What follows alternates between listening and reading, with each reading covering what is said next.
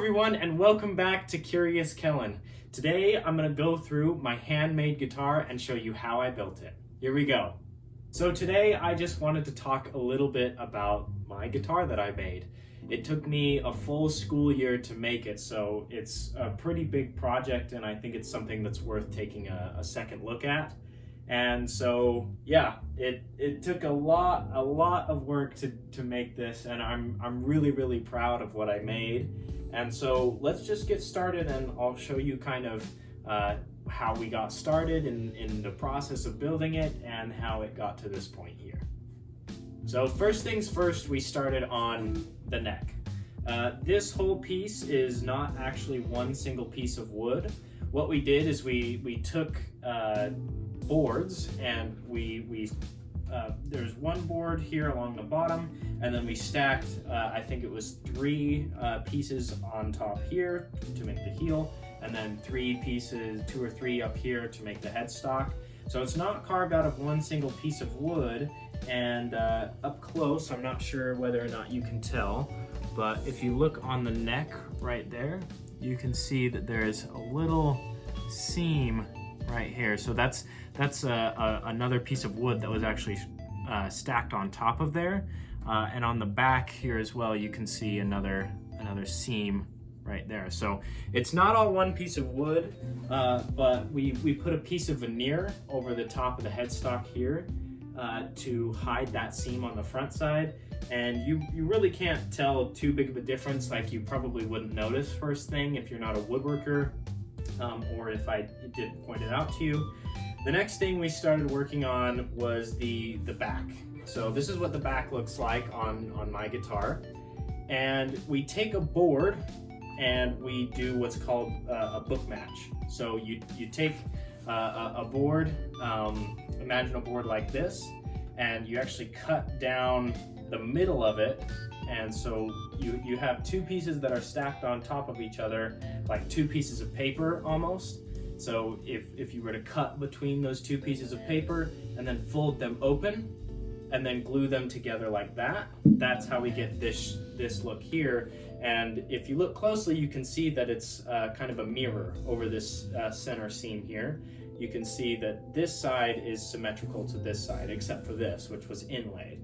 And this inlay took me a bit of time as well. So this is some rosewood. This rosewood is the same as this wood here, as well as the wood here on the bindings. And I'm not sure exactly what this wood was. This was just some wood that I found in our little, our veneer box that I pulled out because it looked nice. It's got some cool looking features on there. If you look closely, you'll see that it's almost got some like crater like features to it, which is why I chose it, because it looks kind of like the moon in my opinion. So yeah, we did the back side first because when we move on to the front side, it's the exact same process. And if you're gonna mess up on one side, might as well have it be the back side and then really, have your front side stand out. I chose to do these interesting F-hole designs because our guitar teacher, he told us, or I guess our woodworking teacher, he told us that he wanted us to go on to Pinterest and just other places online and kind of put together some ideas of things that we like. And I really liked a similar design to this. So this is my own design, but it was inspired by another design that I saw that I just really liked. And I feel like, a lot of guitars have the sound hole right here, and which is, classic, but I really wanted to try something new because this is the guitar that I was building. So why not do something that was a little more custom and interesting? So I put these sound holes on there. I did an inlay of kind of a simplified globe on the front. And if you look closely, you can see that there's a piece missing here. This piece got knocked out. And right here in the center here on the South American continent here, you can see that I actually sanded too deep and it got sanded through. So I kind of went in with a colored pencil and tried to save what I could. But it's okay. I was kind of disappointed, but at the point that I was like, it's fine, it'll be all right. So yeah, I think it turned out pretty good. Let's see, after the front, oh yes, the sides. So the sides here you can see are curved and bent, especially right here. This is such a tricky bend to do. We take these sides, and these sides are probably about that thin. I'm not sure if that really registers very well. So they're very, very thin, and you need that. You need to find a balance, because if they're not thin enough, then they won't bend very well, and if they're too thin, they'll break, which you don't want either of those. So we sand them down super, super thin. Again, these are book matched. So if you look here, it's maybe not as obvious, but if you look on the bottom there, right down that seam, you can see, again, they are symmetrical there. So these have been book matched as well, and they go in forms for about 3 weeks. So they get soaked in water, and they get heated up. And it's not the water, like in what I thought is that it was the water that allowed you to bend it, but it's actually not the water, it's the heat. So the hotter the wood is, the easier it is to bend. And some luthiers or guitar makers actually won't use water at all. They'll use a hot pipe that they'll rub over the wood, and it makes the wood a lot more malleable. So yeah, it's the heat, not the water, that allows you to bend it. But they get thrown in that bath. They sit in there for probably about an hour, and then they get put into these forms. They get clamped down. They stay in there for 3 weeks, and then you have to go through even more process. You take them out of the forms. You put them into a new form. You cut them to the right length. You put blocks in the bottom and in the top to give it something to glue onto, so that they're so thin that if you're trying to glue these two thin pieces together, it's not going to hold. So there's actually probably about an inch thick block of wood here and here on the bottom and on the top. And you'll notice if you, I'm not sure how well it will show up, but you can see there's actually some wrinkles in the wood from when I bent it, and it's because it just didn't have enough time in the bath to get heated up to the right temperature, so it ended up leaving some wrinkles there on the cutaway curve right here. So there's the option of doing a guitar without a cutaway, so the shape just mirrors this side. But when you're a guitar player, you do realize like this cutaway here is actually quite helpful and useful. So yeah, the cutaway is an option, and it was really, really difficult.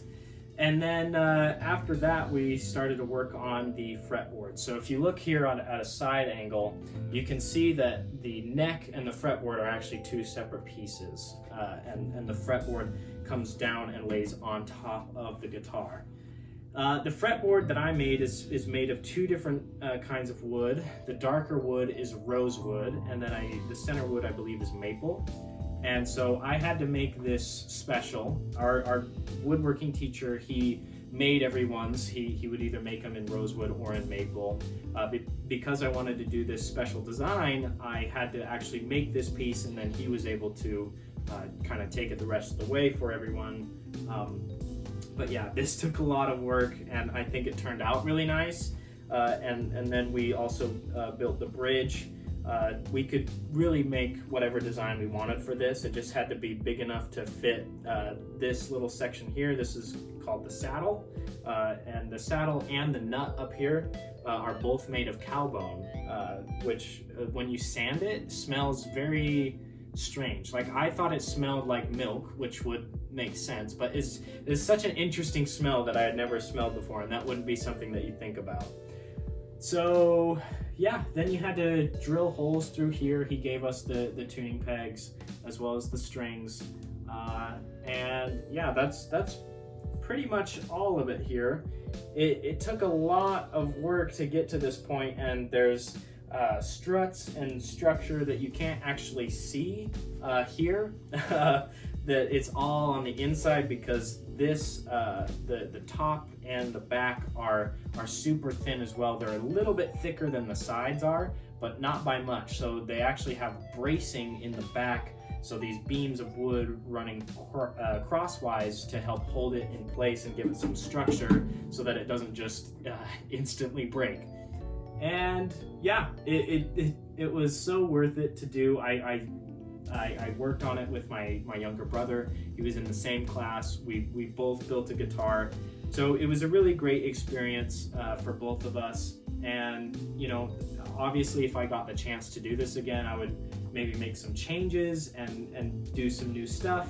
And what's cool is actually this right here, this nightstand, not sure how well you can see it, but this is actually another woodworking project that I did. I did this one in my freshman year, this one in my senior year.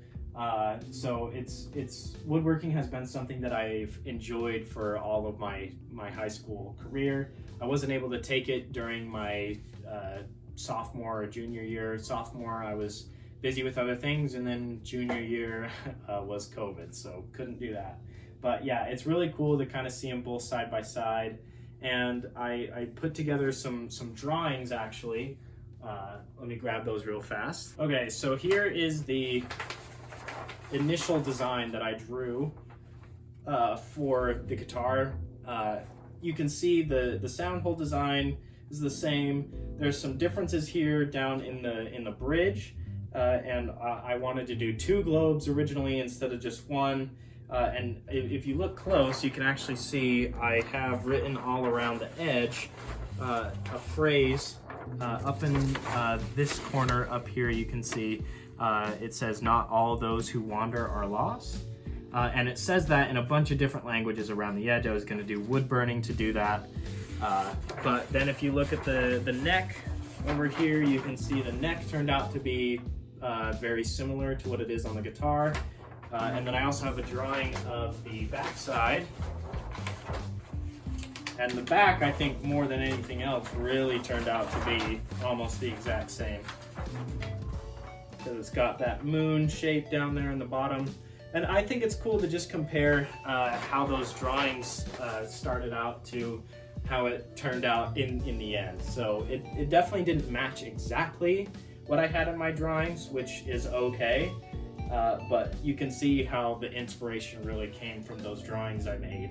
And so if you're wanting to make a project that you are really proud of, take the time to have just a little insight and decide what you want to do first, at least to just get an idea and find some inspiration. And then as you're working on it, you'll find more inspiration and go, oh, this is what I want to do. Or you'll realize, this isn't gonna work, I need to do something else. And so your initial design that you put down on paper hardly is ever going to look like what ends up coming out of the machine.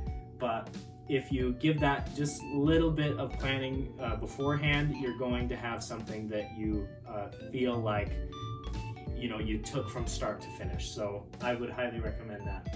If you get the chance to build a guitar, go for it. Even if you don't play, it's just a wonderful instrument to look at. You can hang it on your wall, put it on a guitar stand, whatever you want. It looks so nice. And yeah, thank you everybody for watching. I know this one has been a little bit different than what I usually do with languages and such, but this has been a project that I've been working on for so long, and I really kind of just wanted to show it off. And I'll also be making some videos where I'm actually playing the guitar, so you can see it kind of in action. So keep an eye out for those. I'm trying to branch out this summer and try some new stuff. So yeah, just be looking out for that. But other than that, thank you so much for watching. Stay curious, and I'll see you in the next one.